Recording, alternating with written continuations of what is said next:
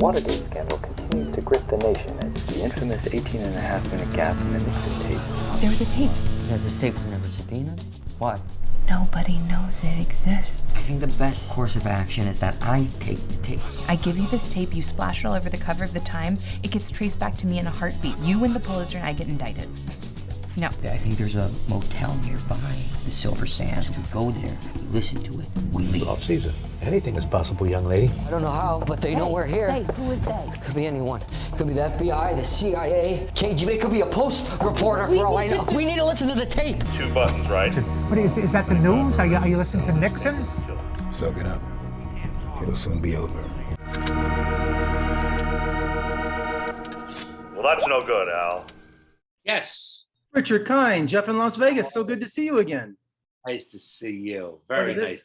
Look at this guy, huh? I see it. I see it. Isn't that freaky? Yeah, it is. Yeah. It's so great to talk to you again. You're always one of my favorite interviews, and I appreciate you joining me this morning. Well, I can only disappoint today. Well, I hope not. You never do. Well, Richard, 18 and a half. What goes on at the Silver Sands Motel? What is happening around there? All right, let me tell you something honestly.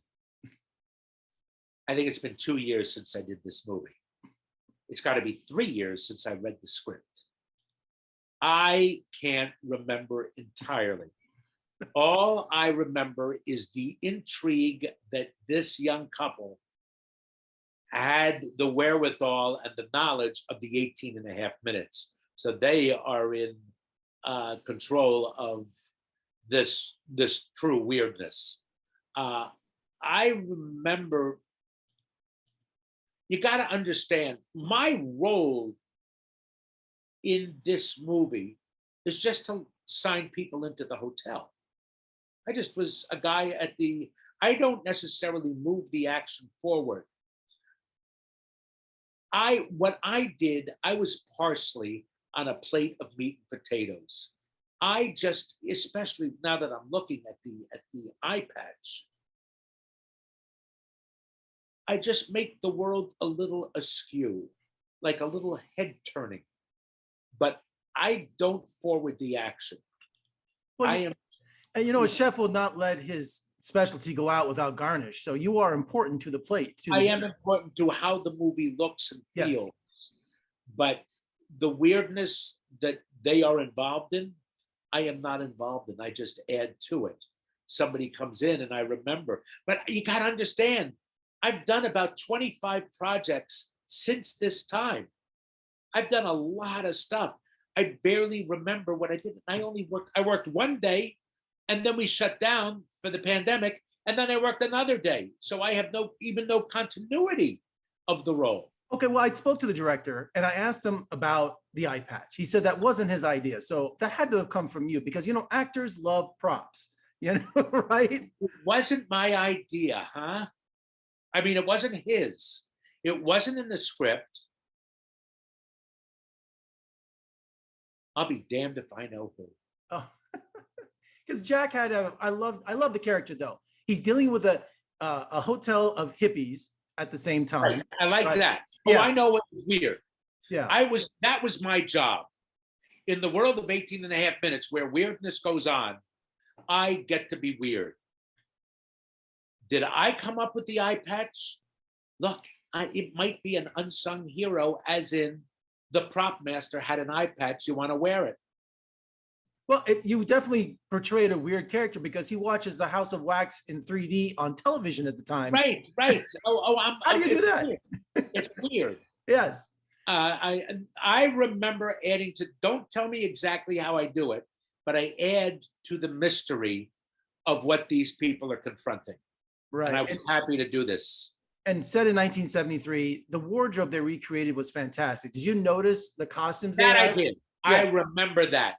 I also remembered the desk that I worked at because the motel itself it has neon signs and it is a throwback, which the owner of the hotel who inherited it from his family, and then there's family infighting about whether they should sell, if they sell, the motel will be knocked down. This property is right on the water. it is, I can't say, its location is magnificent. The hotel is not magnificent, but it's magnificent in its lack of magnificence. And a property like that in the east end of Long Island is too precious. That place has got to be worth millions and millions, and he does not want to sell it, and because selling it is the death knell for that hotel. And I still have the key to it was a great and unusual place. It was, the place itself is weird because it's an anomaly.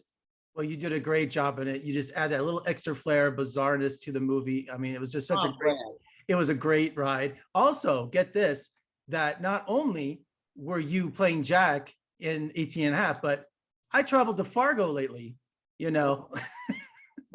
Talk about weird. Yes. And how's the theater scene in Fargo these days? Oh, who the hell knows? I loved Fargo. I had a good time, but that was an unusual one. And the weirdest thing that I got to do in the movie proved to be the most entertaining. I loved the duel, the fight off of the Gilbert and Sullivan. I thought when I was doing it, I'm going, well, this is the stupidest thing I've ever done. And it is hilarious.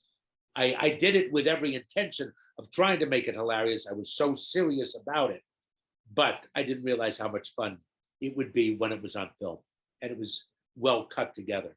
You know, because I did theater in high school, I did theater in college. So seeing this is just, you know, brought back so many memories.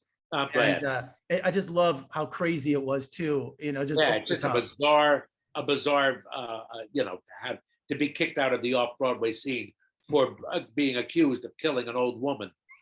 Made me laugh. But I'm telling you, I just loved 18 and a half. I just thought you were brilliant in it. And, you know, I was a little boy during that time, you know, so this really brought back some memories, because my first memories, anything political, was Watergate. You know, I was like 6 or 7 years old. I was in high school and we watched it religiously. We watched the trials. I could name all that cast of characters, Sam Irvin, and you go down the line, Haldeman, Ehrlichman, they were villains. And oddly enough, compared to what's going on today during the Trump era, these were elementary school. They were traffic violations. Yeah. Yes, exactly. May I use that? You may use that. And my family couldn't understand when I was 10 years old. I kept going to the theater to see All the President's Men. And when I met Dustin Hoffman for the first time, I said, you gave me my political voice by watching that film. And he goes, I can't tell me people of your generation, Generation X, have been influenced by that movie. Absolutely. And became journalists.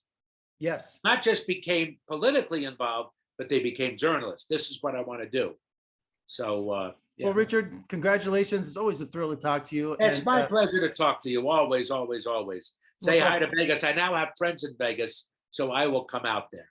And you're going to talk to my best friend in the world, Tony Toscano, here in a little bit. Tell him it. I know he knows you. He's coming up, and he's really excited to speak to you too. I'm glad. All right, nice take care. And see your face. It's good. Thanks. Take care, buddy. Okay, bye-bye.